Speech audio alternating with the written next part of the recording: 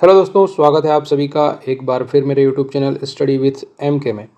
आज मैं आपके लिए लेकर आया हूं मध्य प्रदेश पुलिस आरक्षक कांस्टेबल भर्ती परीक्षा की संपूर्ण जानकारी। ठीक है, जिसमें हम देखेंगे कि सिलेबस क्या रहेगा, इसका एग्ज़ाम पैटर्न क्या होगा और फिज़िकल टेस्ट क्या होगा। हर चीज़ यहाँ पर मैं आपको बहुत ही डिटेल से एक्सप्लेन करने वाला हूँ। तो वीडियो को अंत तक ज़रूर देखिए और चैनल को सब्सक्राइब भी कर लीजिए स्टडी विथ एमके को। यहाँ पर आपको एमपी एसआई और एमपी कांस्टेबल के लिए महत्वपूर्ण जो भी टॉपिक्स हैं, जो भी सब्जेक्ट हैं, सभी के बहुत ही शानदार ऑब्जेक्टिव वीडियोस मिलने वाले हैं। तो चलिए देखते हैं आगे। जैसा कि आप सभी जानते हैं और अभी तक आप सबने देख लिया होगा कि ईएसबी जो है, जो एग्ज़ाम करवाता है हमारे यहाँ कर्मचारी चयन मंडल, उसके द्वारा जो है 2026 का जो भर्ती कैलेंडर है वो जारी किया गया। इस भर्ती कैलेंडर में पुलिस आरक्षक भर्ती परीक्षा 2026 7,500 पद और इसका जो नोटिफिकेशन है वो अक्टूबर-नवंबर 2026 में आना है। ये पहले ही निर्धारित कर दिया गया है एग्ज़ाम कैलेंडर में। इसमें 7,500 पद जो है वो आरक्षक जीडी के आने वाले हैं और वहीं पुलिस आरक्षक चालक भर्ती परीक्षा में भी 1,000 पद जो है वो नवंबर 2026 में आने वाले हैं। तो कुल 8,500 पदों पर भर्ती होने वाली है। तो ये हम देख चुके हैं। इससे पहले हम सूबेदार और जो उप निरीक्षक भर्ती परीक्षा है उसके बारे में मैं आपको बता चुका हूँ। 507 पद इसमें आने वाले हैं। उसका भी वीडियो मैंने जो है अपने यूट्यूब पर बनाया है इसी चैनल पर। अगर आपने नहीं देखा है तो उसे भी देख लीजिए, जहाँ एसआई के बारे में संपूर्ण जो पाठ्यक्रम है वो मैंने समझाया है, परीक्षा योजना क्या रहेगी, सारी चीज़ें वहाँ पर मैंने डिटेल से एक्सप्लेन की हैं। अभी हम बात करने वाले हैं पुलिस आरक्षक भर्ती परीक्षा की, जिसमें 7,500 पद आने हैं। अक्टूबर-नवंबर में जो है इसका नोटिफिकेशन आ जाएगा। तो अगर आप सोच रहे हैं कि नोटिफिकेशन आएगा उसके बाद अगर हम तैयारी करेंगे तो आप बहुत ही गलत सोच रहे हैं। तैयारी अभी से शुरू कर दीजिए, बिल्कुल समय कम मिलेगा और नोटिफिकेशन आने के लगभग 40 से 45 दिनों के बाद एग्ज़ाम जो है वो कंडक्ट हो जाएंगे। तो आप बिल्कुल भी देरी मत करिए, जितनी जल्दी हो सके अपनी तैयारी शुरू कर दीजिए। इस वीडियो को देखने के बाद आपके सारे डाउट जो है वो क्लियर हो जाएंगे, जहाँ तक मेरा मानना है। अगर आपको फिर भी कोई डाउट लगे कि कोई चीज़ मैं इसमें बताना भूल गया हूँ या आप पूछना चाहते हैं तो कमेंट बॉक्स में मुझे ज़रूर बताएं। मैं उस पर वीडियो बनाकर आपको डिटेल से वो सारी चीज़ें एक्सप्लेन कर दूंगा। 2025 की अगर हम बात करें तो 2025 में पुलिस आरक्षक भर्ती परीक्षा के लिए 15/9/2025, ठीक है, 15 सितंबर 2025 को आवेदन भरने के लिए जो है ऑनलाइन पोर्टल खोला गया और लास्ट डेट इसकी रखी गई 29 सितंबर 2025। और अब आप ये देखिए कि 15 सितंबर को नोटिफिकेशन आया और 30 अक्टूबर से एग्ज़ाम प्रारंभ हो गए। तो ये समझ लीजिए मुश्किल से 45 दिन का समय मिला आपको तैयारी करने के लिए। कब? जब नोटिफिकेशन आ गया उसके बाद 45 दिन मात्र। तो आप समझिए कि अभी भी आपको 45 से 60 दिन ही मिलने वाले हैं, इससे ज़्यादा नहीं मिलेंगे। 45 से 60 दिन के बीच में ही आपको जो है समय दिया जाएगा और एग्ज़ाम आपके शुरू हो जाएंगे। तो बिल्कुल भी समय को मत गवाइए, उठो, जागो और लक्ष्य की प्राप्ति तक बिल्कुल भी रुकना नहीं है। एग्ज़ाम जो है वो 2 पाली में होता है, प्रथम और द्वितीय। पहले 7 से 8:30 तक जो है वो रिपोर्टिंग टाइम रहता है। 9:20 से 9:30 तक जो है वो निर्देश पढ़ने का समय रहता है और उत्तर अंकित मतलब जब आप एग्ज़ाम स्टार्ट करते हैं तो वो 9:30 से 11:30 बजे तक रहता है। ये पहली पाली 2 घंटे की। दूसरी पाली की बात करें, दूसरी शिफ्ट की बात करें तो ये 2:30 बजे से 4:30 बजे तक की रहती है। 2-2 घंटे का एग्ज़ाम होता है। 2 शिफ्ट में एग्ज़ाम होगा। तो जो है आप तैयारी बिल्कुल स्टार्ट कर दें। पिछला जो 2025 का पेपर है वो आपने देखा ही है। मैं बता रहा हूँ आपको कि 45 दिन का ही समय मिला था, इससे ज़्यादा दिन का समय नहीं मिला था। अब हम बात करते हैं 2026 का जो पेपर आने वाला है, जो नोटिफिकेशन आने वाला है, उसमें क्या क्या रहने वाला है। ये मैं 2025 का जो पेपर हुआ था, 2025 का जो एग्ज़ाम हुआ था उसी के आधार पर मैं बता रहा हूँ। अभी 2026 का नोटिफिकेशन नहीं आया है। जैसे ही नोटिफिकेशन आएगा वो मैं आप सबको एक्सप्लेन कर दूंगा। मध्य प्रदेश पुलिस आरक्षक परीक्षा योजना ये 2025 की है। इसमें पद देखें तो आरक्षक जीडी जनरल ड्यूटी विशेष सशस्त्र बल, इसको एसएएफ भी बोलते हैं, स्पेशल आर्म्ड फोर्सेस विशेष सशस्त्र बल। दूसरा आरक्षक जीडी जनरल ड्यूटी विशेष सशस्त्र बल को छोड़कर, ये जनरल ड्यूटी जो थानों पर ड्यूटी करते हैं वो आरक्षक होते हैं जीडी, जो आपको थानों पर मिलेंगे। और ये एसएएफ जो बटालियंस में होते हैं उनकी है ये पद। आरक्षक चालक जो ड्राइवर होते हैं पुलिस में, उनके 1000 पद भी आने हैं। तो इसमें 3 प्रकार के पद हमको देखने को मिलेंगे। आरक्षक जीडी जो विशेष सशस्त्र बल है, आरक्षक जीडी जो विशेष सशस्त्र बल को छोड़कर है, और आरक्षक चालक। ठीक है, इसके 1000 पद और इसके 7500 पद, तो टोटल 8500 पदों पर भर्ती देखने को मिलने वाली है। तो अगर इस सुनहरे मौके को भी, अगर इस अवसर का भी फ़ायदा नहीं उठा पाए तो फिर कभी हम किसी और चीज़ का कब फ़ायदा उठाएंगे। जो सामने है सबसे पहले हम उसकी तैयारी करें और उसका फ़ायदा सबसे पहले उठाएं। तो ये जो मैंने आपको बताया, ये पद के बारे में बताया कि 2 पद होते हैं, आरक्षक जीडी और आरक्षक जीडी विशेष सशस्त्र बल को छोड़कर। और आरक्षक चालक की ये जो है वो अलग से आएगी। इसमें जो है लाइसेंस और एक्सपीरियंस वगैरह मांगा जाएगा, वो जब नोटिफिकेशन आएगा तो हम आपको बता देंगे। सबसे पहले जब आरक्षक जीडी की हम परीक्षा की बात कर रहे हैं तो आरक्षक में जो है शैक्षणिक योग्यता क्या रहती है वो देख लेते हैं। तो आरक्षक जीडी में अनारक्षित, अनुसूचित जाति और अन्य पिछड़ा वर्ग के लिए जो है वो शैक्षणिक योग्यता 10+2 प्रणाली के अंतर्गत 10वीं परीक्षा पास अथवा हायर सेकेंडरी अथवा इसके समकक्ष परीक्षा पास होनी चाहिए। ठीक है, ये समकक्ष परीक्षा जो है वो पास होनी चाहिए 10+2 प्रणाली में 10वीं की, और अथवा हायर सेकेंडरी अथवा समकक्ष परीक्षा जो है वो पास होना चाहिए। वहीं अनुसूचित जनजाति की अगर बात करें तो अनुसूचित जनजाति के छात्र छात्राओं के लिए केवल 8वीं कक्षा या उसके समकक्ष परीक्षा उत्तीर्ण होनी चाहिए। तो अनारक्षित, अनुसूचित जाति और अन्य पिछड़ा वर्ग के लिए 10वीं एवं अनुसूचित जनजाति के लिए 8वीं परीक्षा उत्तीर्ण होना चाहिए। शैक्षणिक अर्हता में किसी भी प्रकार की छूट नहीं मिलेगी। ये जो है 10th और 8th जो है वो पास होना ही चाहिए, तभी आप एग्ज़ाम दे पाएंगे। ठीक है, आयु सीमा की बात करें तो आयु सीमा जो है न्यूनतम 18 वर्ष होनी चाहिए। जो आपकी आयु सीमा है, जब फॉर्म भरें तो न्यूनतम 18 वर्ष होनी चाहिए। और अधिकतम आयु के लिए जो है वो अलग अलग कैटेगरी के लिए अलग अलग छूट दी गई हैं। तो ये आपको 38 से 45 वर्ष तक की आयु तक की छूट जो है वो मिल जाती हैं अलग अलग कैटेगरी में। तो वो आप जब नोटिफिकेशन आएगा तब मैं आपको बता दूंगा। अभी ये समझ लीजिए कि अगर आपकी 18 वर्ष उम्र पूरी हो चुकी है तो आप फॉर्म भरने के लिए एलिजिबल हो जाएंगे। और अगर परीक्षा योजना की बात करें तो परीक्षा जो है वो 2 चरणों में आयोजित की जाएगी। ठीक है, प्रथम चरण लिखित परीक्षा होगी जिसमें हिंदी भाषा में बहुविकल्पी प्रश्न MCQ प्रश्न पूछे जाएंगे। द्वितीय चरण की बात करें तो द्वितीय चरण की परीक्षा योजना में शारीरिक दक्षता परीक्षण होगा, मतलब फिजिकल टेस्ट होगा। प्रथम चरण में जो हिंदी भाषा के बहुविकल्पी प्रश्न रहेंगे उसकी अवधि जो रहेगी वो 2 घंटे की रहेगी और प्रश्न रहेंगे 100 और अधिकतम अंक 100 रहेंगे, मतलब सही उत्तर के लिए 1 अंक दिया जाएगा।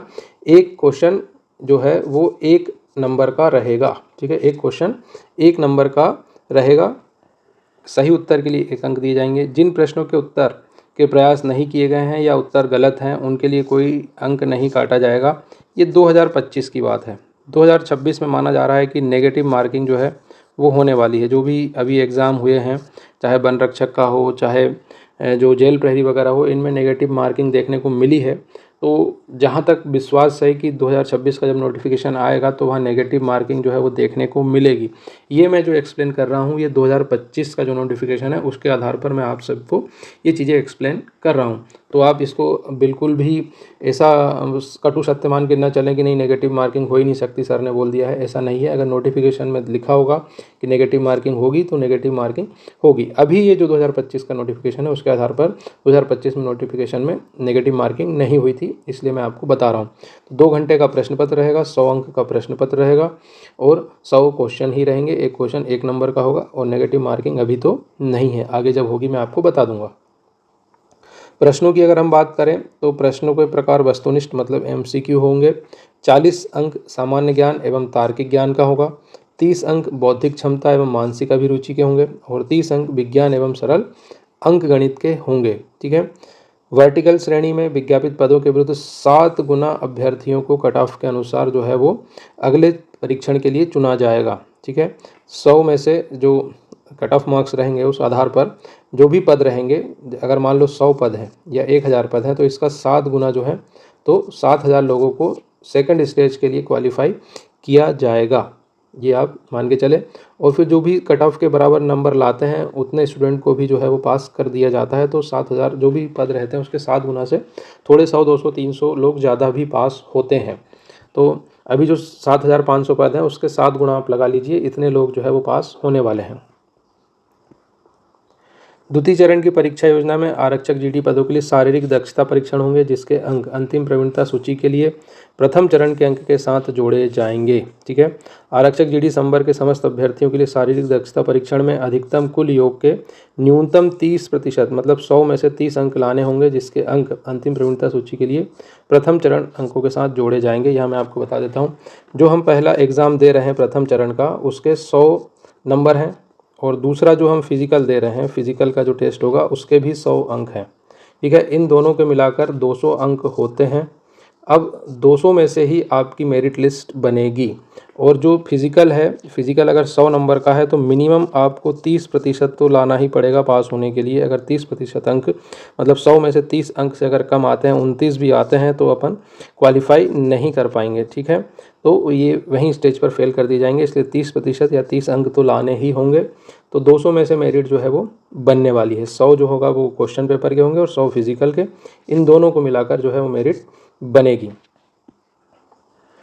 2025 की अगर हम बात करें तो 2025 में कुल 7,500 पद थे, और फॉर्म भरे गए थे 9,78,059 फॉर्म भरे गए थे। 9,78,059 फॉर्म। यहाँ पर आप सिलेक्शन के चांस देख रहे हैं, सिलेक्शन के चांस थे 0.767, मतलब 1% से भी कम लोग जो है वो यहाँ पर सेलेक्ट हुए, इतने फॉर्म भरे गए थे। इस बार भी 7,500 पद हैं, तो इस बार जब पिछली बार 9,78,000 स्टूडेंट ने फॉर्म भरा था, तो ये मान के चलिए कि इस बार 10 लाख जो है वो फॉर्म भराने वाले हैं। ये तो बिल्कुल मान के चलिए ही। तो अपना जो परसेंटेज है सिलेक्शन का वो कितना कम है ये आप देख ही रहे हैं। पिछले बार जो कट ऑफ मार्क्स की बात करें तो पिछली बार जो है जो सिलेक्शन जो हो गया था दोनों मिला के, जो है फिज़िकल और एग्ज़ाम क्वेश्चन पेपर मिला के जो 200 नंबर है, 200 में से जो नंबर आए थे वो बता दूँ। जनरल कैटेगरी में जो अनरिजर्व कैटेगरी है उसमें एसएफ सशस्त्र सीमा बल जो विशेष सशस्त्र बल होता है उसमें 140 का कट ऑफ गया था। इसमें फ़ीमेल नहीं होती, इसमें सिर्फ मेल लड़कों को ही भर्ती किया जाता है, इसमें लड़कियों के लिए कोई पद नहीं होते। वहीं डीएफ की बात करें जो थानों पर ड्यूटी होती है उसकी अगर हम बात करें तो अनरिजर्व कैटेगरी में 141.71 जो था वो मेल का था, और 120.77 जो था वो फीमेल का कट ऑफ गया था। एससी की बात करें शेड्यूल कास्ट की तो एसएफ में 133.65 इसका कट ऑफ रहा था, मेल में डीएफ में 133.13 रहा था, और 112.76 रहा था फीमेल के लिए। एसटी की अगर हम बात करें तो 131.42 जो कट ऑफ रहा था वो एसएफ के लिए था, और डीएफ मेल के लिए 131.83 और फीमेल के लिए 122.35 जो था वो कट ऑफ रहा था। ओबीसी की अगर हम बात करें तो ओबीसी में जो है 139 जो है वो एसएफ के लिए गया था, मेल डीएफ के लिए 140 गया था, और फीमेल के लिए 122.34 यहाँ पर था। ईडब्ल्यूएस में एसएफ का 137 और डीएफ मेल 138 और फीमेल 117 कट ऑफ यहाँ पर गया था। तो आप मेल हों तो आपको कम से कम जो है वो 140 प्लस नंबर लाने पड़ेंगे। ठीक है, अगर आप अनरिजर्व कैटेगरी या ओबीसी से हैं तो, और अगर एससी और एसटी से हैं तो थोड़े से 1-2 नंबर का फ़र्क पड़ता है, ज़्यादा फ़र्क नहीं पड़ता, बराबर नंबर ही लाने पड़ते हैं। फीमेल की बात करें तो फीमेल में आप 120 प्लस नंबर अगर लाते हैं तो आपका सिलेक्शन जो है वो पक्का माना जाएगा। लेकिन अब ये फाइनल कट ऑफ नहीं है, ये 2025 का कट ऑफ मैं आपको बता रहा हूँ। 2026 का जब एग्ज़ाम जो होगा एग्ज़ाम पैटर्न जैसा रहेगा, एग्ज़ाम के जो हार्डलिंग लेवल जो रहेगा कितनी शिफ्ट में हो रहा है उस हिसाब से जो है वो कट ऑफ डिसाइड होता है। आप पुराना कट ऑफ लेके मत बैठिए, इस पर भरोसा मत कीजिए। ये मैंने आपको बस एक जनरल समझ के लिए बताया है कि पिछली बार इस तरह का कट ऑफ गया था, अगली बार जो है जो एग्ज़ाम होने वाला है उसका कट ऑफ कुछ और भी हो सकता है। अगर पेपर टफ रहा तो कट ऑफ कम हो जाएगा, अगर पेपर सरल रहा तो कट ऑफ बढ़ जाएगा। तो सबसे ज़्यादा फोकस करना है तैयारी पे, न कि पिछले कट ऑफ वगैरह पर। एमपी कांस्टेबल में जो मैथ का और जो अदर सब्जेक्ट थे उनमें कितने कितने नंबर जो है 2025 में किस टॉपिक से पूछे गए थे, किस सब्जेक्ट से पूछे गए थे मैं बता दूं।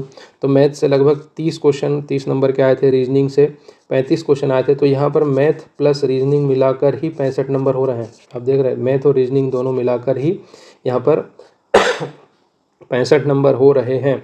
तो मैथ और रीजनिंग पर बहुत ज़्यादा फोकस करना है। बाकी फिजिक्स के 2 से 3 क्वेश्चन थे, केमिस्ट्री के 3 से 4, बायोलॉजी 4 से 5, एनवायरनमेंट 2 से 3, एमपीजी के 3 से 4 क्वेश्चन थे, जीएस जिसमें हिस्ट्री, पॉलिटी, जियोग्राफी, इकोनॉमिक्स सब कुछ आ जाता है उसमें 10 से 12 क्वेश्चन थे, करंट अफेयर्स के 3 से 4 क्वेश्चन थे। तो 65 क्वेश्चन तो 100 में से 65 तो यहाँ मैथ और रीजनिंग के ही हो गए थे। बाकी जो 35 क्वेश्चन थे उसमें सारे सब्जेक्ट थे। तो ज़्यादा फोकस करना है मैथ्स और रीजनिंग के ऊपर, बहुत ज़्यादा जोर देकर काम करना है। बाकी सब्जेक्ट को भी छोड़ना नहीं, बाकी सब्जेक्ट भी पढ़ना है, क्योंकि हर शिफ्ट में, ये मैं आपको जनरल एक चीज़ बता रहा हूँ पुराने पेपर का विश्लेषण करके जो निकाला गया है उसके आधार पर। तो हर शिफ्ट में 2 से 3, 3 से 4 ऐसे क्वेश्चन थे। तो पढ़ना सब कुछ है, छोड़ना कुछ नहीं है। एक एक नंबर कीमती है। अगर हम एक एक नंबर भी छोड़ेंगे तो हो सकता है कि एक नंबर से सिलेक्शन रह जाए, तो वो बिल्कुल भी रहना नहीं चाहिए। हर एक नंबर कीमती है। तो सभी सब्जेक्ट को तैयारी करनी है, लेकिन मैथ और रीजनिंग जो है वो स्कोर को बहुत आगे ले जाते हैं, इसलिए मैथ और रीजनिंग पे ज़्यादा फोकस करना है। मैथ्स के इंपॉर्टेंट टॉपिक की अगर मैं बात करूं तो जो 12 टॉपिक हैं इनसे ही ज़्यादा क्वेश्चन बने थे, जो कि एक अपन कहते हैं कि अर्थमेटिक का जो पार्ट है उससे ही ज़्यादा क्वेश्चन बने थे, जिसमें सिंप्लीफिकेशन से 3-4 क्वेश्चन थे, रेशो से 3-4 क्वेश्चन, प्रॉफिट एंड लॉस से क्वेश्चन थे, परसेंटेज से थे, एवरेज से थे, टाइम एंड स्पीड से थे, बोट एंड स्ट्रीम से थे, मिक्सचर से थे, simple interest, compound interest, time and work and pipe and system. ऐसे 12 टॉपिक थे जिससे काफ़ी ज़्यादा क्वेश्चन बने थे। वहीं अगर हम बात करें एडवांस मैथ की, तो एडवांस मैथ से क्वेश्चन तो बने थे लेकिन कम था, उनका वेटेज कम था। 3 से 4, 6-7 क्वेश्चन मान के चलें कि इससे कम ही थे। बाकी पूरा जो पेपर था वो किस पे था, इस अरिथमेटिक के पोर्शन पर था। तो ज़्यादा फोकस अरिथमेटिक के पोर्शन पे करना है, और यहाँ से अगर टाइम बचे तो एडवांस मैथ को कर लेंगे। एडवांस मैथ का सबके लिए इजी नहीं होता, थोड़ा कुछ स्टूडेंट के लिए काफ़ी टफ हो जाता है। तो पहले ये वाला जो चैप्टर है इसको पूरा कंप्लीट कर लें, उसके बाद हम एडवांस मैथ पे जाएंगे। तो इस चैनल में मैं आपको ये सारे टॉपिक जो है, सारे टॉपिक के क्वेश्चन जो है मैं आपको यहाँ पर करवाऊँगा। तो चैनल को सब्सक्राइब ज़रूर कर लें, ठीक है। दोस्तों तक भी हो सके तो इसे शेयर करें, और अगर वीडियो पसंद आया हो, जानकारी अच्छी लगी हो, तो लाइक भी इसको ज़रूर करें। बहुत बहुत धन्यवाद। सब्सक्राइब कर लें स्टडी विथ MK को। आगे भी इसी तरह के वीडियो आपको मिलते रहेंगे। अगले वीडियो में मैं आपके लिए इसके जो सिंप्लीफिकेशन के क्वेश्चन हैं वो लेके आने वाला हूं। तो सारे टॉपिक जो हैं अरिथमेटिक के वो पूरे यहाँ पर मैं कंप्लीट कराने वाला हूं। SI हो या MP कांस्टेबल हो, सबके लिए इंपॉर्टेंट टॉपिक्स सबको मैं यहाँ कराऊँगा। तो बहुत बहुत धन्यवाद।